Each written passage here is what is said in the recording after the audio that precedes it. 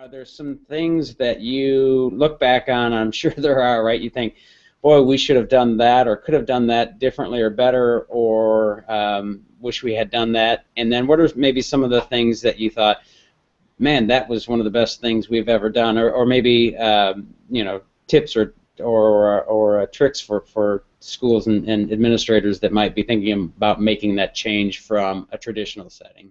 As we look back over the last 2 years, making sure that our vision was clear for our teachers first. You know, we had a vision statement written, and we talked about it, but we didn't. We talked about it as a group, but we didn't really spend enough time revisiting that vision over and over. So we got lost in the technical piece of designing PBL, but really, what is PBL doing for our students? And so really making sure that there was a strong connection there. And so we really embedded that into our work at the beginning of the school year this year, is what does PBL do for our students? And we put students at the center rather than PBL at the center. Whereas the first year we put PBL at the center. This is the new initiative that everyone's going to take hold, you know, but instead of really what is the outcome, what does it do for our students? And then I'd say one of our successes as a school leader is I have the ability to go in and talk to every teacher almost daily. And so we do walkthroughs. We do the 10-minute walkthrough. We do the observation and feedback. We do the teacher evaluations.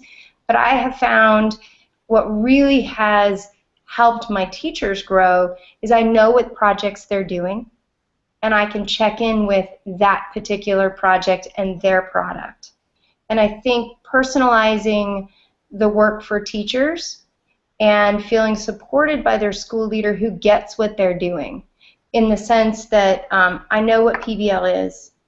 I know that it's okay if you're going to struggle, and I want you to take a risk and fail, because I know your students are going to come out better for that because you're teaching them critical thinking and problem solving.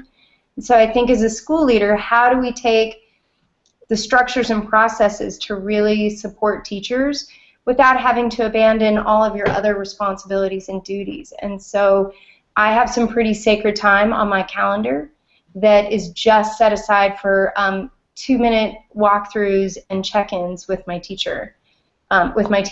And I'm very grateful to Paul Bambrick, who wrote Driven by Data and Leveraging Leaders, to teach me how to take observation and feedback and make it informal, not just formal. So, you know, we don't do Driven by Data. We're not there yet. Or we're not there, but really understanding that if you're going to use data to drive relevant learning for students, you have to build relationships with teachers, and you have to understand what they're working on. And so that's our number one priority, and it's, I think, the reason why our teachers have been successful, because we're writing this together, not as school leader versus teacher.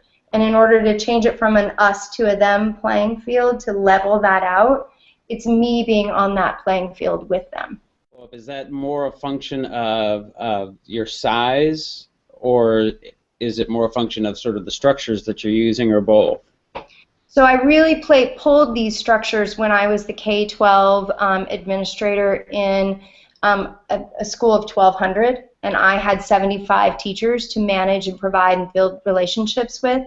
So I pulled that from my large school experience and working with other a group of 5 administrators in one K through 12 setting. And so I think, although we're fortunate enough to be in a small size, I can say from experience that it's possible to do it in a large school as well. So it just takes us understanding what the high impact pieces are that are really going to help students and teachers.